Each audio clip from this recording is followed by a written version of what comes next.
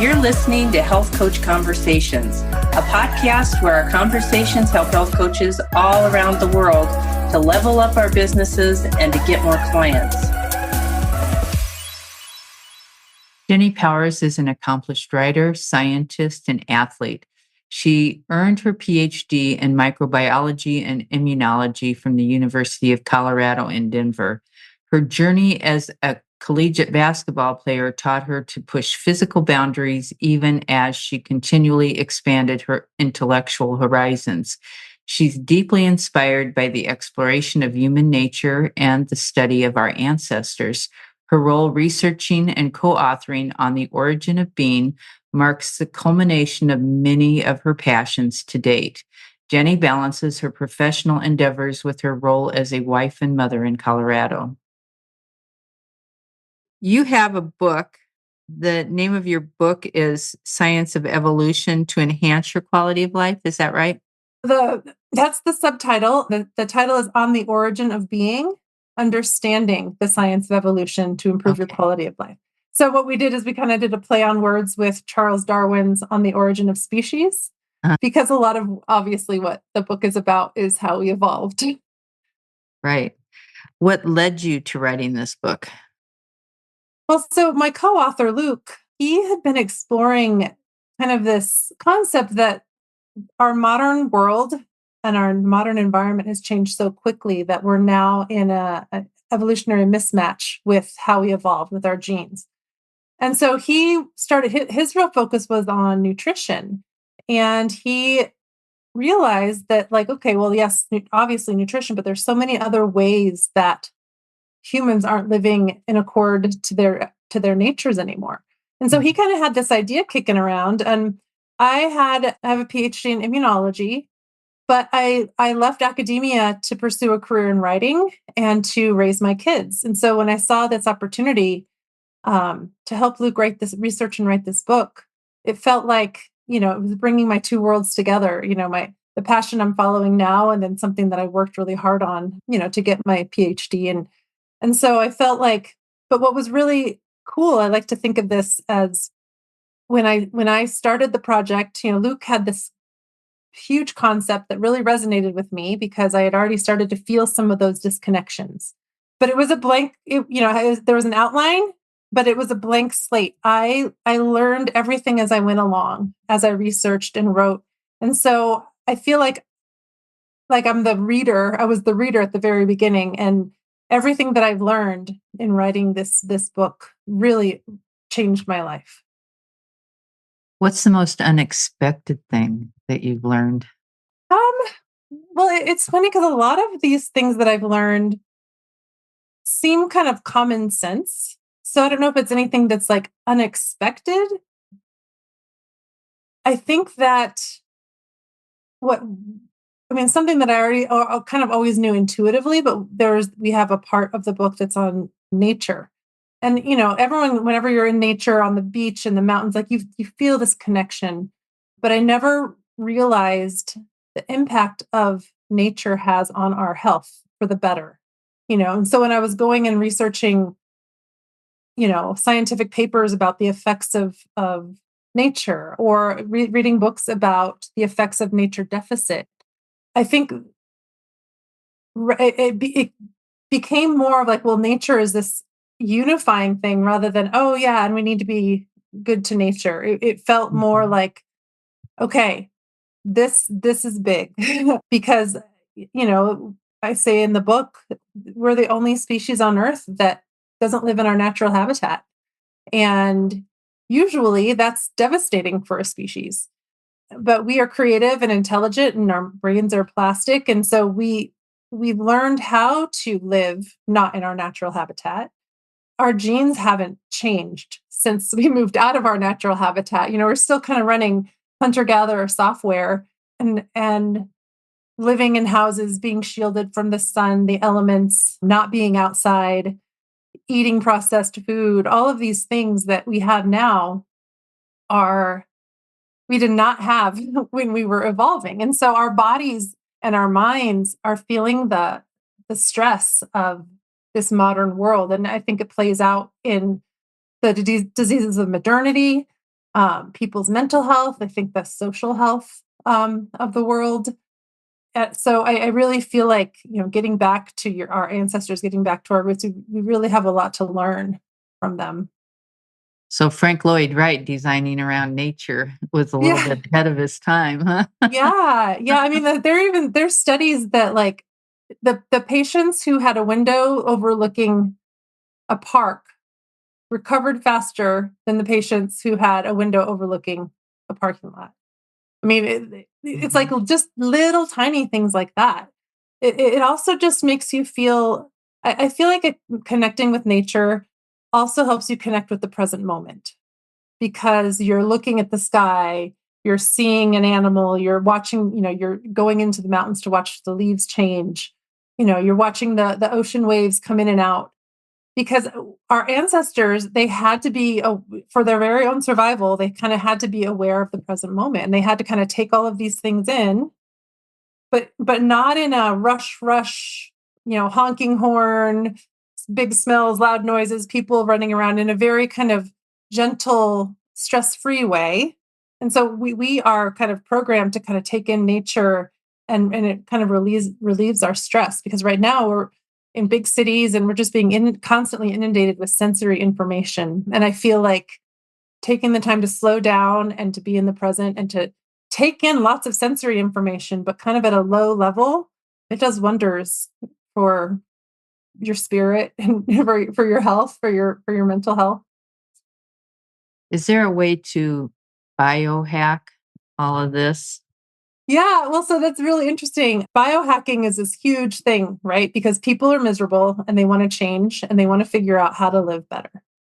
But we kind of like to think as evolution as the original biohacker, because when people biohack, they're usually doing things to themselves. They're changing something in their diet, they're changing something in their exercise, and they look and they wait and see, is that working for me? Does that work? Evolution over millions of years, there'd be an adaptation or a gene mutation, and did it work? Oh, does it help you survive? Great. Natural selection's doing its job. It's going to let you survive. It's going to let you pass that trait on to your offspring. But if it doesn't work, that trait does not get passed on. So it was a negative, it was a negative trait that wasn't going to help us survive. And so nature did this incrementally over millions and millions of years to like shape and mold all animals, not just humans, into where we are today. So I feel like biohacking is kind of a way of getting us back to where we used to be. So people are like, we can use technology to help us feel better. And those things are starting to become, there's more and more research about biohacking it and the positives from it and the ways that it can really help people. But we like to think of it more as, okay, let's biohack by returning to how we evolved. Let's bring some things. I mean, obviously, we're not going to go back 15,000 years and be hunter gatherers, but we can learn from them and take elements from our past and bring it into the present. And in that way, biohack it, I guess, a little bit, like the things that work for you that our ancestors did, keep them. Make little short term or like little baby step changes to your life. But we already have in our opinion, we kind of already have the guide. Our bodies, the way our bodies were made, is our guide.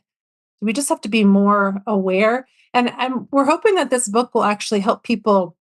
A lot of the things in the book people have heard of before, like, okay, no blue light at night, or eat whole foods, or get out into nature, don't work so hard, But we're hoping that this book kind of explains the why, the deep origins of why, and that will actually help people make the decision to change, to make a lifestyle, to have a different kind of lifestyle.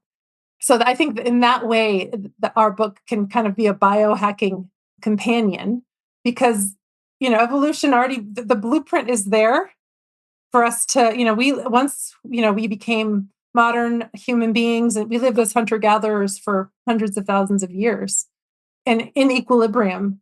So obviously that was a really good the way our bodies were made were a great adaptation to the environment. But our environment changed so fast since the agricultural revolution, and then especially the last 200 years of the industrial revolution. And, our genes haven't caught up. We're still running the hunter-gatherer software. And we need to use these incredible brains kind of brought this environmental change to us. And there's many wonderful things that our brains and technology and things can do. But what's great is that we don't need our genes to change, because we just need to use our brains and our creativity to figure out how to integrate how we used to live into how we live now. So I think that's the good news, is that, we don't have to wait. There's nothing that we need to do. We can change tomorrow. We can change after this conversation. It's a choice. It's learning why. And then, finding the tools to support the choices that you make. Your online presence matters. The Health Coach Group provides fully customized websites to showcase your wellness practice professionally. Attract more clients and stand out from the crowd. Visit thehealthcoachgroup.com to get started. Most of our listeners are doctors and nurses and dietitians and health coaches that are working with lifestyle changes. So what kind of lifestyle changes would we be looking at to embrace this? Yeah. Well, the book covers 4 kind of our basic needs: sleep, nutrition, work, and our relationship with nature. And in the book, there are, at the end of each section, after we've gone on this evolutionary journey, there's actionable items that hopefully people can easily undertake. So some of them are like, once you understand your circadian rhythms, and you understand kind of the cycle of light and dark and how it affects our bodies, getting out in the mornings and getting sunlight in the mornings, and then really decreasing our light exposure in the evenings will really help tune your circadian rhythms and really entrain your body with the day and night cycle. That is something that I've started doing. It really helps to have dogs that need walking. Yeah. And it also really helps to live in Colorado, where it's really, really sunny. Every morning I get out and walk the dogs. And then I'm just really conscious. At 4:00, all of my devices shift into, night red shift or night shift. They're depending on the device. I'm conscious of how many lights we have on. And, but a lot of people, it's just our modern lifestyle. We're on a screen until we turn it off and go to bed, so I'm really conscious of trying to okay, I'm going to read a book. I'm going to listen to music. I'm going to listen to a podcast. So I maintain those rhythms. So that's an example from sleep. Nutrition. The reason why we eat whole foods and why our diet now is not what we evolved with. We talk about how the story of human evolution is nutrition story, because we had to, in order for the changes, especially the changes in our brain, in order for those little small incremental changes that made our brains bigger and more complex, those changes could only happen if it's supported by nutrition. Because, as you know, our brains are very greedy organs, and it takes a lot of energy. And so kind of how we evolved into eating what we ate is it's really interesting to see how our brains, it's kind of this feedback cycle.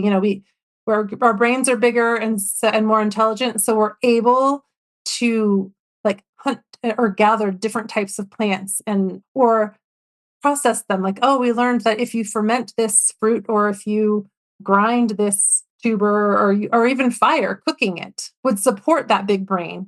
And then because we had this nutrition available to us, any evolution towards a slightly bigger brain, a slightly more social brain, would be supported by our intelligence, because we could get these foods. But the bottom line is, we ate whole foods. We ate everything. We ate skins and stems and, all of that roughage. We ate organ meat and connective tissue. And so that is what our body evolved into. That's what our gut microbiome evolved to like and to do. I think 300 years ago, Americans consumed maybe 4 pounds of sugar a year. And now people are consuming 150 to 200 pounds of sugar a year. And that level of just pure processed sugar that goes directly into your bloodstream, there's no precedent in our evolution or any animal's evolution that knows how, our bodies don't know what to do with that. It is not a way for us to stay in equilibrium. So like eating whole foods, understanding what parts of these whole foods contribute to what parts of your nutrition, and how what these ultra processed foods, 90% of the things in the grocery stores are made with sugar and ultra processed flour and ultra processed oil, and they're hyper palatable, but they're empty calories. There's no fiber, there's no vitamins. So whole foods, it's obvious, it's kind of self-explanatory, or like, I don't know, like everyone knows that eating whole foods is better for you, but knowing why that's a good example from nutrition. Let's see, another one, our hunter-gatherers ancestors, people think, oh, they must have had hard and brutish lives. And, as everyone has lives that are ups and downs, and, there's things that we have to process. But by and large, the way that they viewed time and the way that they approached work, it was a very like in the moment kind of thing. They would hunt or gather until they got what they needed, and then they'd stop. And it was an immediate return economy. They would plan, they wouldn't plan for like tomorrow. It's like, oh, we'll go hunting again tomorrow. So they would go and they'd work, and it was maybe 15, 20 hours a week of this work. And, when they were full, they were full. When they were tired, they slept. So they had a lot more free time. They had a lot more time of connection, of being with people, a lot more. Luke likes to say, when work was done, we partied, we danced, we created things with our hands. We visited neighbors, we visited, relatives. We would work on our houses. We would play games. There's all of these things that it was just kind of as needed. So I really think something to learn, at least for work, from our ancestors is really being able to live more in the present moment. When the agricultural revolution came along and we went from an immediate return economy to a delayed return economy, we suddenly became this very future focused. And we forgot how to kind of live in the present moment. And being future focused makes you very, very anxious, because your brain is making up all of these scenarios that aren't even happening yet. And the only place that you can address anything is in the present moment. So I know nowadays you can't be like, oh, well, I've gotten enough money to go to the grocery store today, I'm going to leave work now. It's not like that. But like I said, we can't go back and be like them, but what is it about them? Okay, well, let me be in the present moment. How can I be more efficient now? How can I make this moment more enjoyable? How can I bring a little bit of play into my work? How can I bring creativity into my work? How can I bring connection with other people into my work? And if you're thinking about what you have to do next week, or this big deadline, or you're not able to stay in the present moment and really see what your needs are, and kind of the being in the present moment is a thread kind of through all of the things, because you need to be aware of when you're sleeping. Don't ignore the signals your body gives you. We ignore all the signals our body gives us. Like the modern world is so loud, it just drowns us out. So living in the present moment is, and what's really cool is that I think a lot of more and more people, as you've probably seen, are embracing mindfulness and meditation, and the effects that it has on their lives is extraordinary.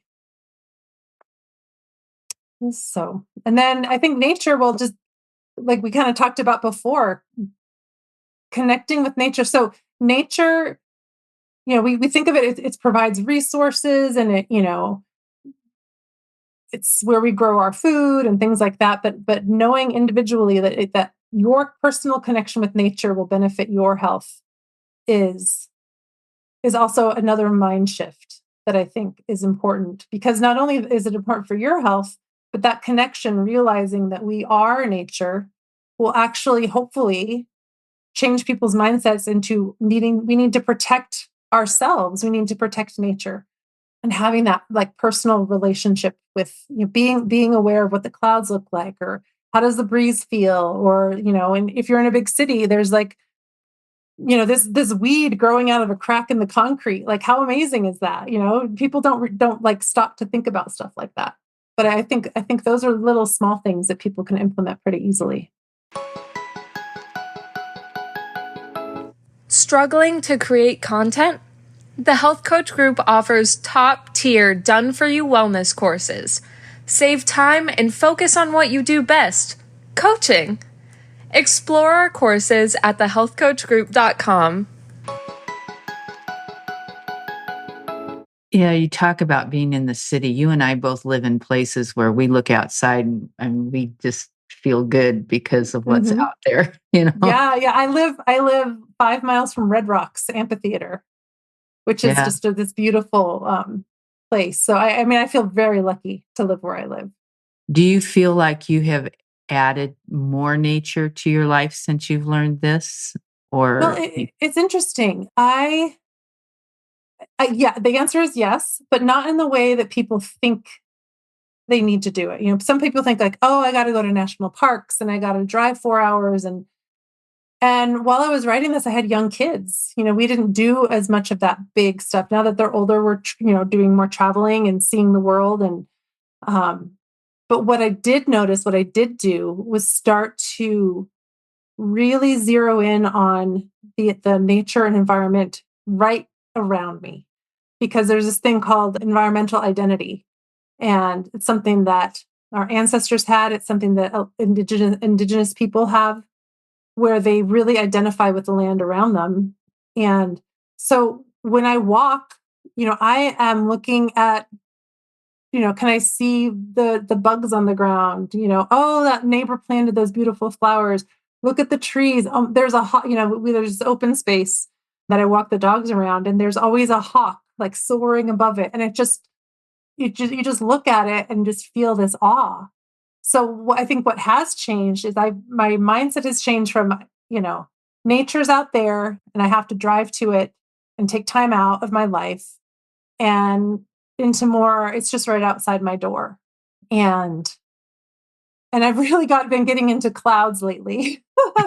Everyone has clouds. So like I have my, you get a new puppy and your camera roll is full of pictures of your dog.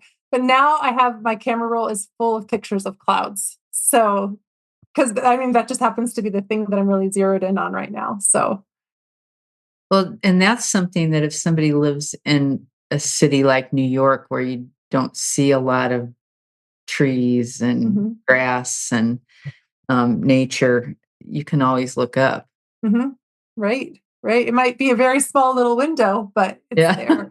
But also, it can be a patch of grass. It can be a single tree. It can be, somebody's window box garden. It can be the pigeons. You know what I mean? There are, and I think some of those things we've learned just to kind of they just blend into the background. When you're driving to work, how many of us, look when you're at a stoplight, how many of us notice like, oh, the little birds swooping around, or, the quality of the light, or the sunset or the sunrise. There's just countless ways that you can connect that way, even if you think you can't in a big city.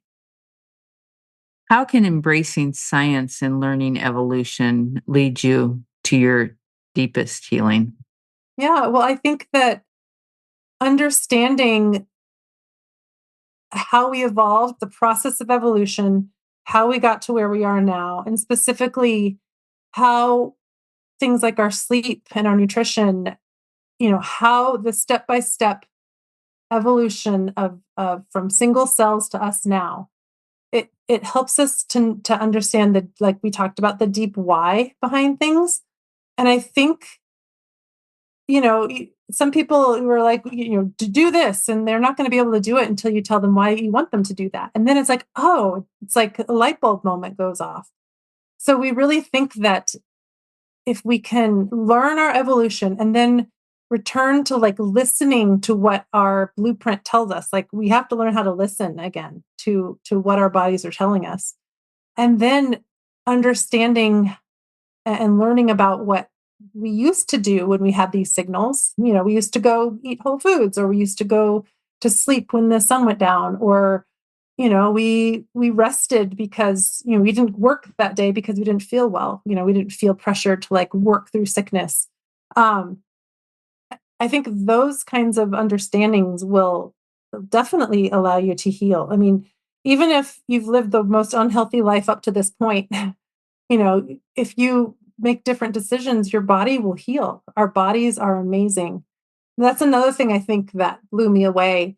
When I learned about immunology and I went through my schooling, I'm learning about like cells and things like that. And it really blew my mind about how intricate and amazing we are. But now that I've kind of taken this project, and when I've learned so much about, anthropology and genetics, and I mean, there's so many different fields involved, I am even more in awe of our ancestors and of how we got here, not just what our bodies do now, but like how we got here. Mm-hmm. That I think was a deep aha for me, or something that really affected me when I was writing this. So, and I think anything that brings us closer to ourselves, closer to our true natures, is going to heal us.